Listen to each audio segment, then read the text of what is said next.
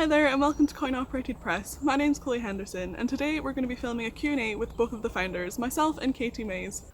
Alright, I've got my cup of tea, I'm ready to go. You guys asked us some questions on Instagram and Facebook and today we're going to be answering them for you, as well as showing you a little bit of behind the scenes of how we make Coin-Operated Press happen and some little sneak peeks into our daily life and how we make our own art. That's what we're doing right now. Aeryn is going to be my fabulous assistant and ask me those questions. Ready? Yeah, alright, Okay. so we'll just start with the basics then. Okay. Just tell us a bit about yourself, where you're from, what you do, and a quick kind of overview of Coin-Operated Press. Cool. I'm from Manchester.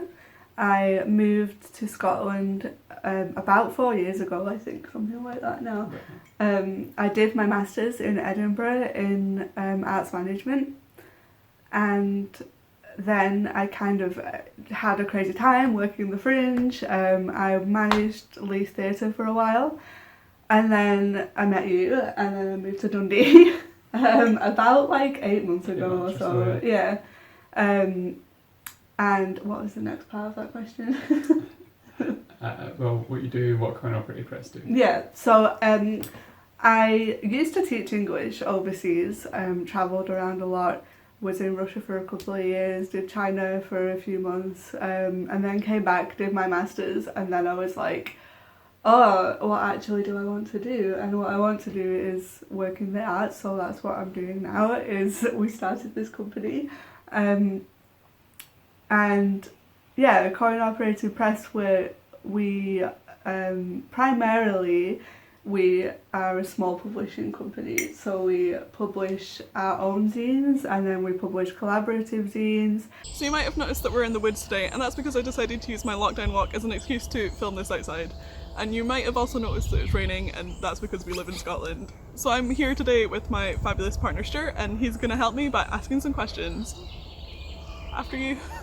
The first question is, tell me about yourself, where are you from and what do you do? So my name is Chloe Henderson and I'm from Edinburgh, Scotland, and I'm an interdisciplinary artist. My background is in jewellery making and I went to uni to study that. For my undergraduate it was at Duncan of Georgeston College of Art and Design at the University of Dundee, and for my masters it was the Birmingham School of Jewellery. So I've expanded my process since then, and it now includes illustration, filmmaking, and of course zine making. I'm going to throw up some images of my work on screen now so you can see what I'm talking about. So in my muggle job, I'm a dog walker and a cat sitter, and alongside my art career, animals are a huge part of my life. Well, the Coin-Operated Press run by yourself and Chloe, so how did you two meet? We were friends for I think about 6 years or so online. We met through like a Dresden Dolls forum, which is where we got our name Coin-Operated Press from, and I think that I found her because I really liked her artwork. Found her, I think it was on like a Facebook page for the Dresden Dolls or like the Shadow Box, something like that. And then when I moved to Edinburgh, it turns out that she lived up the street from me, but we still didn't meet in person for like 4 months. We just like lived behind our screens for a while. And when Katie moved to Edinburgh, we decided to finally meet up, and we met each other at like a ghost hunt, I think, kind of thing, like a paranormal evening. But when we actually did meet, we met at Greyfriars Kirk in Edinburgh and did a ghost tour, and like we went along thinking that it was like some jokey kind of fun ghost tour, right? We both thought it was going to be like quite educational and tell us ghost stories about some of the most significant places in Edinburgh, but it was kind of full of people that actually believed in ghosts, which was vaguely hilarious, and it lasted for like the whole night. We were there for such a long time and we were just the two kids at the back taking the piss the whole time. But this one that we went to turns out to be like a really serious, like they're actual serious ghost hunters. And luckily both me and Chloe thought it was hilarious and we were just kind of at the back taking the piss out of it the whole time. And from there that pretty much set the tone for our relationship. Yeah, and I think we always laugh now, being like, imagine if like one of us was really into it and was like it's serious, you know. I don't know if our friendship would have Looking went. Yeah, I'm spilling tea everywhere here. Yeah, that's kind of how we met. So, moving on then, how did you get into zine making? Just in general, I think it was like 3 years ago, but it might actually be longer than that now, because time's just ridiculous. But I went to Canada and stayed with my friend Lucas and took a book off his shelf, which was Laura Jane Grace's book. It's called Tranny: Confessions of Punk Rock's Most Infamous Anarchist Sellout, is the whole title. And it's like a tour journal. She talks about like transitioning, but it's like all taken from her journals, and I like that style. I think that lends itself really well to zines as well.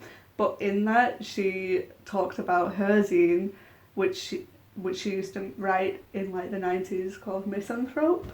And that was, I think, the first time that I'd heard about zines and stuff before, but that's the first time that I really was like, oh, I need to get into this now, because this writer, and I hadn't heard her music before, I just read her book and I really fell in love with it. I read it about 5 times. Yeah, that's when I was like, oh, I need to find this zine, and I've still not found it. I don't know where it is, it must exist somewhere. So I started as a contributor. I submitted my own artwork to a lot of other zines and got in as a featured artist. And through that, I quite often collected the zines that I was featured in, and I just loved them so much that I wanted to make my own. And that's essentially how I got started. I think my first submission was to Artificial Womb, which is the only zine that I actually still subscribe to now. And yeah, so I guess thank you, Anna, for featuring me in that zine, because it means that I have started this whole thing. What do you make your own zines about? So far most of my zines have been documents of the art projects that I've done, and they're almost like little portfolios of my own artwork. As well as that, I make zines about feminism, my own experiences with mental health, so anxiety and depression, and cats, obviously. I'm more the business side of it, and Chloe is the artist, so I kind of leave that to her a bit. But I do make zines. I'm getting more into it now that I'm learning more skills and stuff. And my first few zines were about just music and music reviews. That's what I'm passionate about, is just music in general. Did like a bunch of record reviews. I was diagnosed with dyspraxia a few years ago, so I've written a zine about that. And recently was diagnosed with fibromyalgia, so I hope to write more about that. Do you have a favourite zine? I'm not sure if I have a favourite zine as such. I'm definitely a zine collector, and I'm excited to grow my collection more. I've set myself a little budget of £10 a month, and I just buy as many zines as I can with that money. I really like zines, and I like reading sort of like people's diaries, like accounts and little stories that they write in their zines. They're some of my favourites to read. And I also like zines where I learn things, so like the more specific the topic, the more I like it. And of course, as an illustrator, I love art zines. So I don't have exactly a favourite zine, but I have lots of types I really enjoy. I kind of read like a bunch of random zines that I find. Like, you've got a bunch on your shelf that I picked up that's all about like trans and the gays and mostly, and like feminist stuff that I can't really name. There's like FK's zine, your friend, that's like photography stuff. I really like that. And then there's just like, you know, I kind of pick and choose like little zines that I like. I don't follow like all the issues of one particular artist.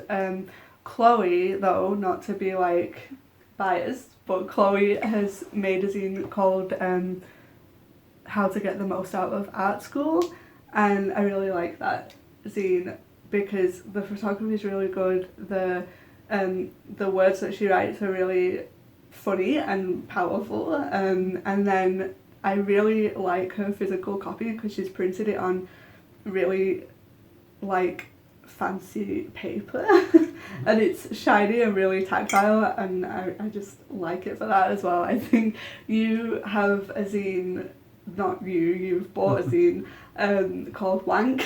Yeah. What is it, the Stone Butch Yeah, it's the Glossary? Stone Butch Glossary. And I really like that. I read it the other day actually, and it's like really tiny.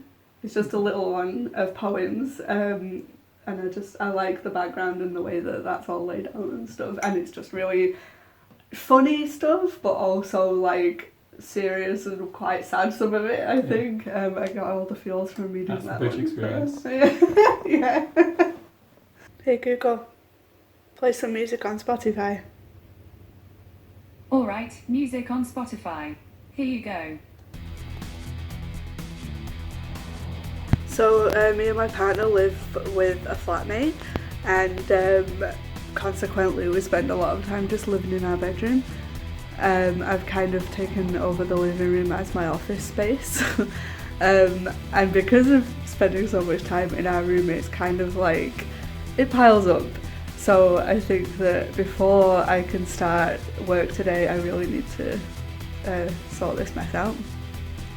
And then everything's clean. I put some laundry in. That corner's looking way better now. And that is a huge pile of recycling because I blame lockdown.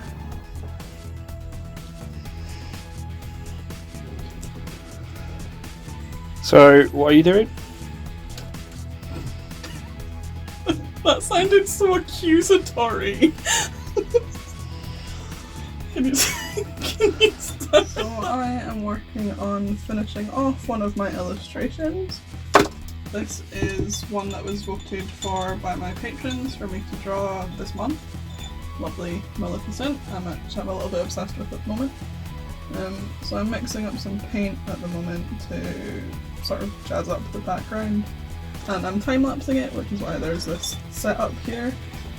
I time-lapse most of my illustrations and they all go onto my YouTube. That's a big part of my process. Because I make such highly patterned work, I like people to see exactly how I make it, and so they know that it's hand-drawn and not digital. Now that I've done the housework, I can start actual work, which for coinoperatedpress means that I check emails, check social media, see what lovely messages you lot have sent. We've been getting lots of love over there on Instagram, it's been great. And then after the boring admin side of things, which I actually really love, I get to do some fun creating things. These. Unlike Katie, I get a little bit bored of the admin side of things and just want to make stuff all the time. But don't get me wrong, I do love sitting and writing blog posts and messing about with updates and design elements on the website. And I really, really love editing videos, which is what I'm doing right now, editing this video. So it's a little bit meta that I'm recording this and editing at the same time, I guess, maybe? I don't know, I'm enjoying it anyway.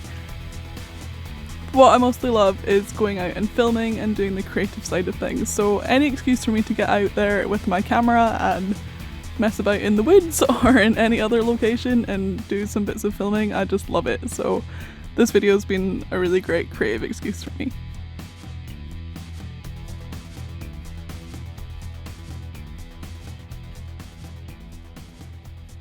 And so moving on back to the company, how many new zinesters do you end up publishing a year on average through coinoperatedpress? We're a really new company, so I can't really properly answer that yet. We've only been like launched to the public for a few weeks, like 3 weeks or so. We've existed as a company for like a year, but we only made it public like a few weeks ago. So right now we are about to print our first collaborative zine. We had like 20 submissions so far, which is really great, and I think a lot of them are new artists. I think people are using lockdown to like get into zines, which is really nice. I hope that, you know, I want to encourage new zinesters especially to get involved. Well, I think that leads straight into the next question. As mentioned, your quarantine is coming out pretty soon. So what are your plans for future issues? You know what, Chloe has a huge file in our drive, in our Google Drive, just of all the ideas for future zines. So you might have seen that our first call out was all about quarantine, and we did that because we wanted to celebrate the fact that coinoperatedpress started during lockdown. In our June issue, we're going to be responding to the protests that are happening all over the world at the moment, as well as celebrating the fact that June is Pride Month, and we'll be welcoming voices from the Black LGBT community to share their stories. So keep your eyes on our socials for that.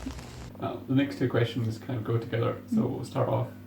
This one is, what have you struggled most with upon the launch of coinoperatedpress? I think like the time management and trying to find like the work-life balance really.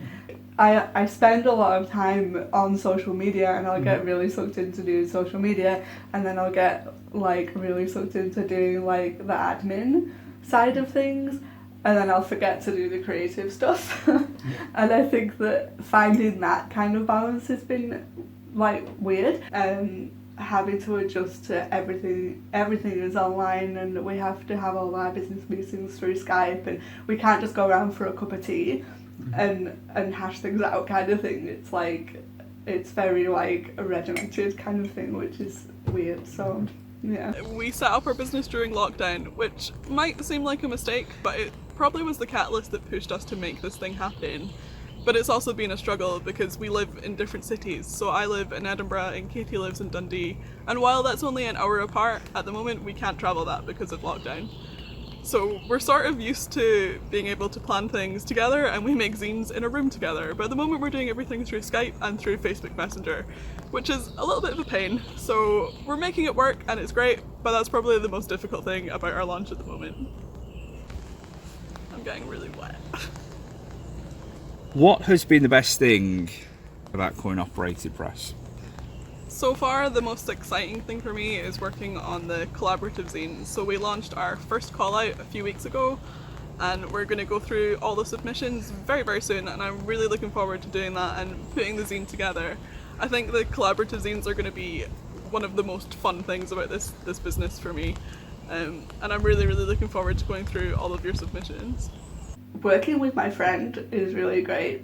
All the artists that we've met or like have sent us their work at the moment, that's been really nice. Just the support that we're getting from people and from like our family and friends, and you've been really supportive of it. I think like I've taken over the whole living room with like my crafty stuff and and then and just like all my time is on this, and that's been really, it's been nice that you've been so on board with everything. So yeah. What are you most excited for about the future of coinoperatedpress? Everything. I'm most excited to get out of lockdown, I think, because it means that we'll be able to do the workshops and the zine fairs that we've been planning from the start. I'm really excited to do workshops, and I'm really excited to host our own zine fairs as well. I love attending fairs and I love being a stall holder, and I think that's something that I really, really want to do when lockdown is over. So yeah, stay tuned for that, hopefully in the not too distant future, but we'll see how this whole lockdown thing goes. Oh, there's a dog. Yes, there is.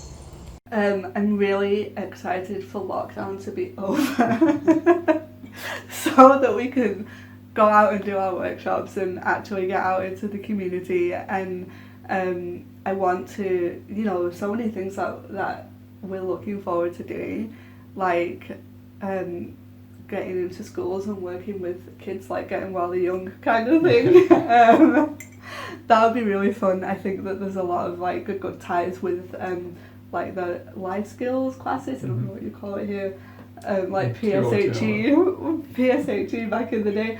Yeah. I think that would tie in quite nicely, especially like they do LGBT lessons in like sex ed and stuff. It would be nice to bring in zine stuff with that. Yeah, just see where it goes. I'm really excited to see how it goes because it's going very well so far. So right, yeah, great. Thank you. And I'll just. So I hope you enjoyed learning more about coinoperatedpress, and I hope you enjoyed seeing little sneak peeks into our daily life. Thank you so much for watching, and be sure to hit that like button and subscribe to see more zine related content from us. Bye!